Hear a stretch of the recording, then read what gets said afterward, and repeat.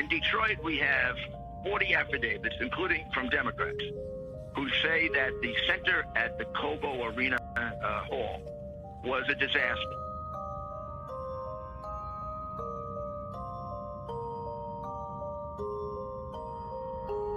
You're saying that the CIA is behind the Dominion or Smartmatic voting software as well?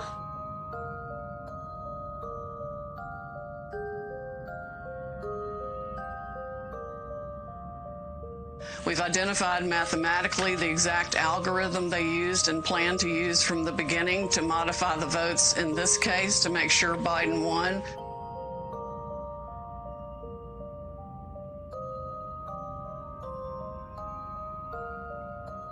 And we are going to show the public exactly how rotten the entire state is.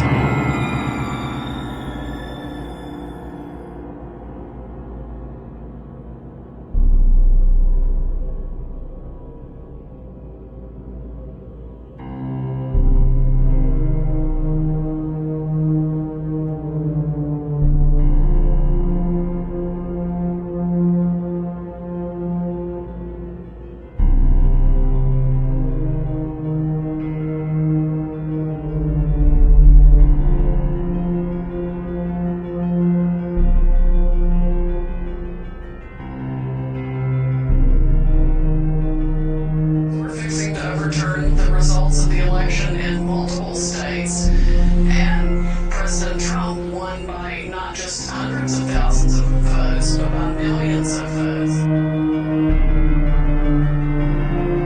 We also have evidence from two people under oath that at 4 o'clock in the morning, 100,000 ballots arrived, completely unexpected, from cars with out-of-state licenses. And they were all combined.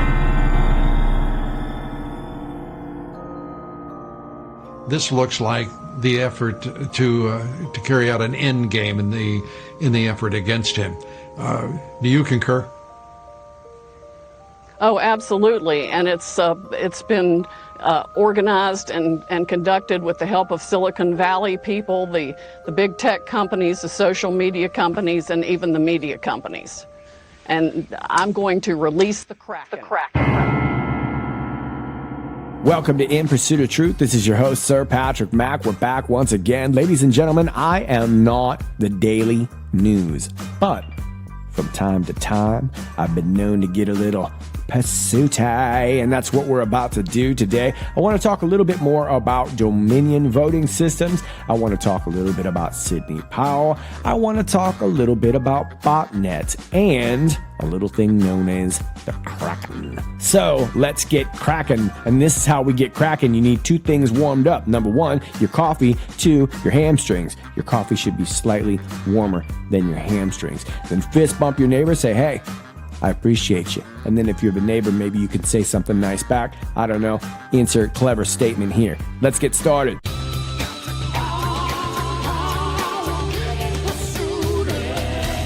Starting you off today talking about former federal prosecutor Sidney Powell, writing the kisser. And of course, she is also General Flynn's lawyer, now a Trump campaign lawyer, who suggested in a Sunday interview that there is still more evidence coming out in President Donald Trump's claims of voter fraud and irregularities, saying that we're getting ready to overturn election results in multiple states. Check it out. And I want to get your take on what you and I spoke about just a few minutes ago, and that is a gentleman named Peter Neffenger. Tell me how he fits into all of this. Yes, well, he is listed as its former Admiral Peter Neffenger, or retired Admiral Peter Neffenger.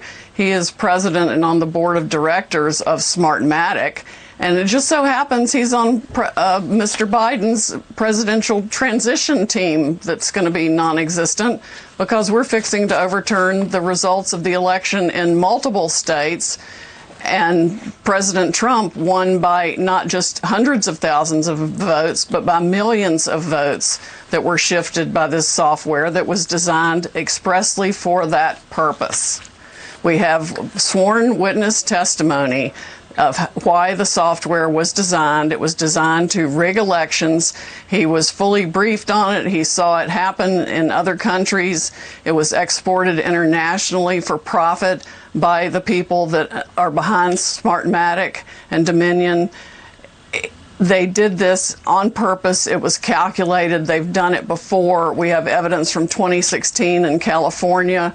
We have so much evidence, I feel like it's coming in through a fire hose. Okay, well, Powell has a lot to say here, but let me stop right there. The chairman of Smartmatic is one Lord Mark Malloch Brown, sits on the British House of Lords, and is a member of George Soros's Open Society Foundations. That's right, he is a member of the board of directors. He was actually formerly the vice chairman of Soros Investment Funds. And I guess this is news that they don't want you to know over there at Smartmatic because it's been removed from their site. But if you can see right here by the search bar, you can see that that is smartmatic.com, and they mentioned him right there, Mark Malloch Brown, former number 2 in the United Nations, as well as having served in the British cabinet and foreign office. So this sounds like some foreign intervention to me, and it looks like they've had a history of some foreign intervention. And according to WikiLeaks documents, these machines were used to rig the elections in Venezuela in 2004 in favor of Hugo Chavez. Let me read this part right here. The Venezuelan-owned Smartmatic Corporation is a riddle both in ownership and operation, complicated by the fact that its machines have overseen several landslide and contested victories by President Hugo Chavez and his supporters. The electronic voting company went from a small technology startup to a market player in just a few years, catapulted by its participation in the August 2004 recall referendum. Smartmatic has claimed to be of U.S. origin, but its true owners, probably elite Venezuelans of several political strains, remain hidden behind a web of holding companies in the Netherlands and Barbados. So these guys are a hot mess all the way around. Smartmatic is part of Smartmatic Corp, or Smartmatic International, which is a Venezuelan multinational company, and their headquarters are in London, but they officially incorporated in April of 2000 in the state of Delaware. I seem to remember another presidential candidate from the state of Delaware. It's escaping me, but we'll get back to that. Now, according to Smartmatic's website, they're saying that Soros doesn't and never had any ownership stake in their company. But if you've been following this channel or others like it for a while, I think we always see that that sort of seems to be the case on the surface with George Soros, but he always seems to have some sort of connection. So I'll let you decide from there. But a couple more things about Mark Malloch Brown. He used to be a journalist at The Economist and was vice president at the World Bank. He was also part of the board for Save the Children International. So, red flag, red flag, red flag. Now, I want to thank one of my viewers, Craig, who sent me this article from Political Moonshine, which highlighted this right here. This is Dominion Diagnostics, not Dominion voting machines, Dominion Diagnostics. Completely different company, I guess. And they do COVID-19 total antibody serology testing. If you don't know what COVID-19 is, that's the Rona, okay? Some of the younger kids in your house, they might call it the Cov.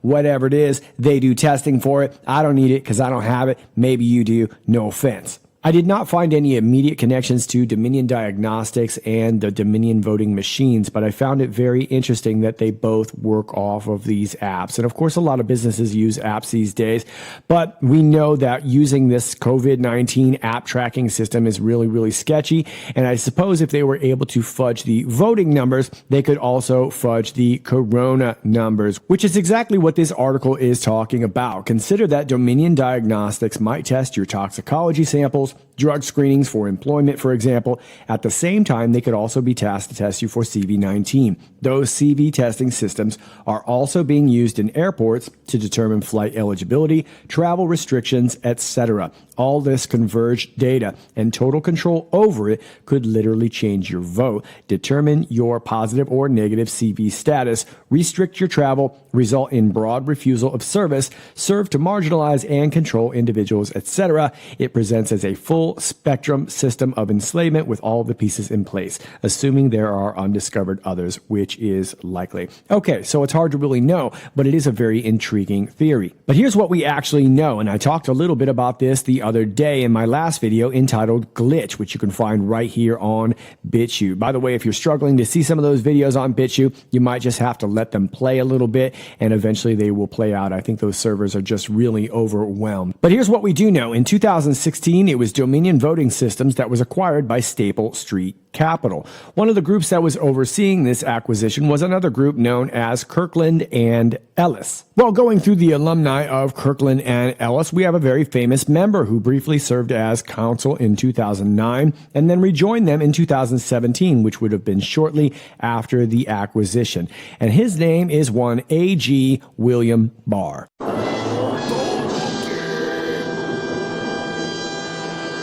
I know it. So, thanks to Craig for sending me that article, which poses some more questions. And I think these are questions that many of us already have. Exactly where does A.G. William Barr sit? Well, there are a lot of different opinions on A.G. William Barr. I've seen this from years of your comments, and rightfully so. He's a complicated figure. Is it possible that he is meddling with the elections and trying to stymie the president's ability to prosecute people who are actually getting involved with what looks to be not only domestic but foreign meddling into our elections?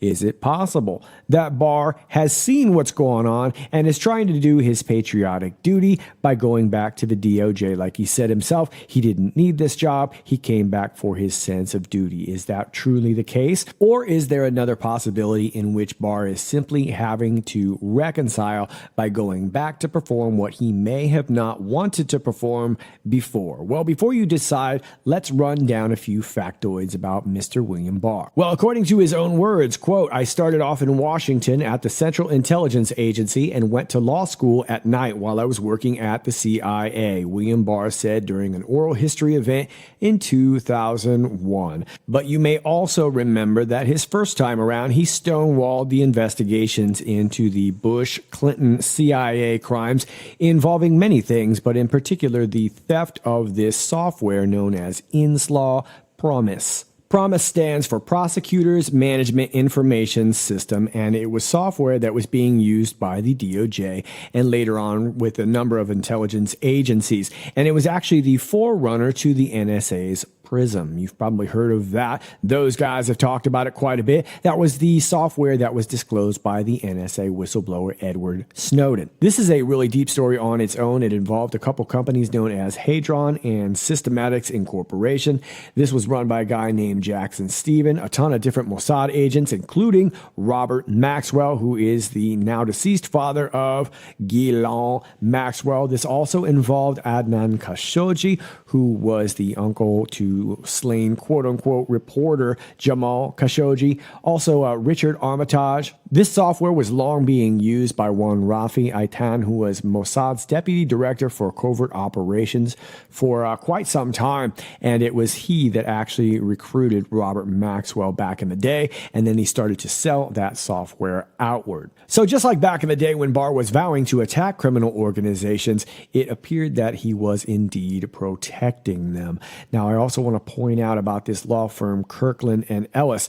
Actually, there are a number of attorneys from that law firm who are working within the Trump administration, but some other notables are Kenneth Starr, John Bolton, Supreme Court Justice Brett Kavanaugh, and a couple of their big-time clients were Mitt Romney's Bain Capital and sex trafficker and pedophile Jeffrey Epstein. That's right, who just so happened to be working with Ghislaine Maxwell, who happens to be the daughter of Robert Maxwell. So as you can imagine, the swamp is extremely deep, and I couldn't tell you one way or another that William Barr is going to do the right thing. If we're going by history, I would say likely he is not going to do the right thing. I don't even want to go into his knowledge of the Iran-Contra affair, but let's face it, A.G. William Barr has been around for quite some time, and he's had opportunities to do the right thing and hasn't, and it appears that that may be the case now. Will it be different this time? Hard to to really say, but I'm not so sure that he would be the pivotal guy, or at least it seems like maybe he's being put in this position, maybe because we know. Maybe it's because he knows we know. Maybe we know that he knows that we know. You know? I don't know. All right, for now, let's go back to Sidney Kung Powell, who, along with Rudy Gotcha by the Giulianis, have been doing the interview circuit on the various quote-unquote news stations. And you just saw a clip of her with Maria Bartiromo, and she also mentioned in there that not only did she believe President Trump was leading by hundreds of thousands, but by millions of votes. And that sounds like a pretty big claim. And like she said, she doesn't make those claims without strong, hard evidence. And she seems to have plenty of affidavits, and who knows what else. But she also mentioned that she was gonna release the Kraken. Kraken, you're backing. Well, I was tracking this article from Medium from the other day, and I wanted to share it with you, and I actually had it opened up so that I could record it right now. And here we are looking at a 410 error. This post is under investigation or was found in violation of the Medium rules. Translation: we were about to spit some hot truth, but we can't have that. So back to your regularly scheduled programming. Come on, man. Yeah, come on, man. Come on, man. Well, I think what we may have been talking about here may be this Kraken HTTP. It's a botnet, and we're going to talk a little bit about that. But first, let's find out what a botnet is. Learning stuff. To inflict the most damage with the least effort, hackers turn to creating an army of devices that can infiltrate and infect other devices, all on their own. This army is called a botnet. A botnet is a collection of internet-connected devices, like laptops, servers, mobile devices, and any IoT devices that are infected and controlled by a common type of malware. Users are usually unaware of a botnet infecting their system. Botnet attacks frequently go undetected because they involve a wide network of devices that operate in the background of a user's device and occupy little bandwidth. A bot is an infected device, which then becomes part of a network of infected devices controlled by a single attacker. A bot is sometimes called a zombie, and a botnet is sometimes called a zombie army. Both names, bot and zombie, imply the mindless automatic generation of something malicious by possessed agents. Botnets send email spam, engage in click fraud campaigns, and generate malicious traffic on servers. There are many different types of botnets, like distributed denial of service attacks, zombies, bot masters, and spamming through rented botnets. Some notorious botnets discovered in the recent past include Zeus, which uses a Trojan horse program to infect vulnerable devices and systems; Serisby, one of the largest botnets in the world, which infects users' computers to send out massive amounts of email spam; Methbot, which produces fake clicks and mouse movements, and forges social media account logins to front as legitimate users to fool conventional ad fraud detection techniques; and Mirai, which is malware that sends fake DDoS traffic and scans the internet for insecure connected devices while avoiding IP addresses belonging to major corporations and government agencies. There is no one-size-fits-all solution to botnet detection and prevention, but manufacturers and enterprises can battle botnets by incorporating strong user authentication methods, secure remote firmware updates, secure boot, advanced behavioral analysis, automation, machine learning, and artificial intelligence. Learning stuff. All right then, did you learn something? Me too. According to Smartsheet.com, the Kraken came out in 2008. Kraken infected machines at many Fortune 500 companies and sent billions of email spam messages daily. The people who designed Kraken built it to evade antivirus software. As a matter of fact, an internet security company known as Damballa said at the RSA in 2008 that the Kraken bot army was twice as big as a previous one known as Storm, evades over 80% of installed antivirus software. which was pretty big because at the time, Storm was the largest botnet that was out there, said to be powerful enough to knock entire countries off of the internet. The Wikipedia entry Storm botnet gives an accurate accounting of how the Storm worm, a Trojan horse that spreads through email, is used to recruit infected computers into the Storm botnet. According to TechRepublic.com, Kraken uses command and control servers that are located in different parts of the world. Each infected computer has a list of the CNC servers being command and control. If the current CNC server is disabled, the zombies check in with the next server on the list. Using this approach eliminates the problem of having a portion of the botnet go down if one of the peers is taken offline. Now, the scary stuff. It appears that infected computers don't just belong to what researchers like to call the non-tech savvy computer users. At last count, 50 Fortune 500 companies have compromised computers. So is it possible that this is what Sidney Powell was referring to? Well, let me take you over to gdatasoftware.com. In January 2015, unidentified attackers attempted to infiltrate a multinational enterprise based in the United Arab Emirates using a spear phishing attack with a crafted MS Word document attached to the message.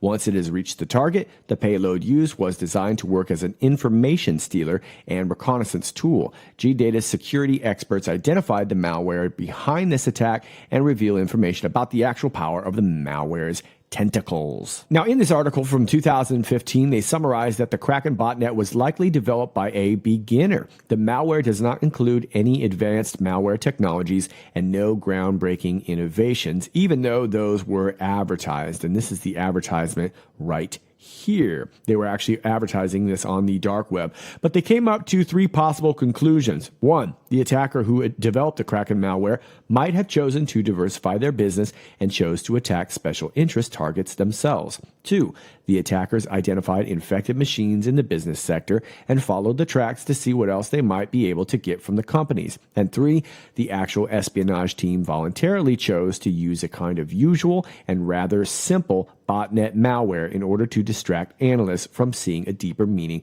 behind this attack and make them disregard it as daily cybercrime business. So there you go. Is it possible that Sidney Powell was referring to this, or was she simply making a metaphor? Well, I suppose that either one is possible, but I couldn't help but remember that this affected Microsoft. And of course, we know that a lot of these machines, we said in my last video, were using outdated Microsoft software. So is it possible that the Kraken is making another appearance and even helping the quote-unquote good guys detect the voter fraud?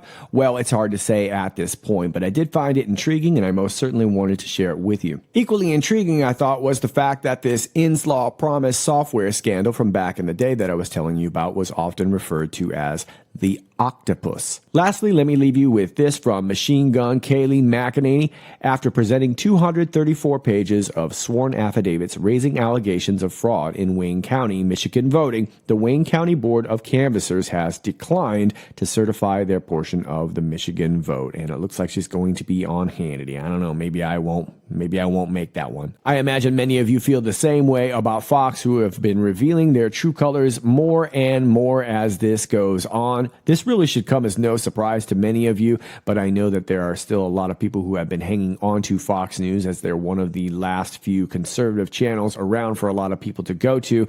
But I think we all know where their loyalties lie. Take a look at how they treated former Mayor Rudy Giuliani as he was making the case with the evidence that he's in possession of. All right, so give us some specifics. What have you got? You've gotten affidavits. Like what kind of evidence is it? How about 500? It doesn't get covered by the main media. Let me tell you about Detroit.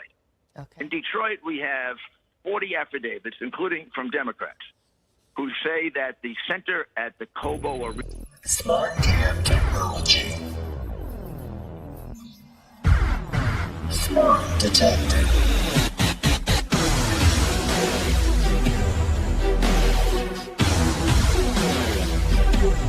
Nobody likes smarmy people.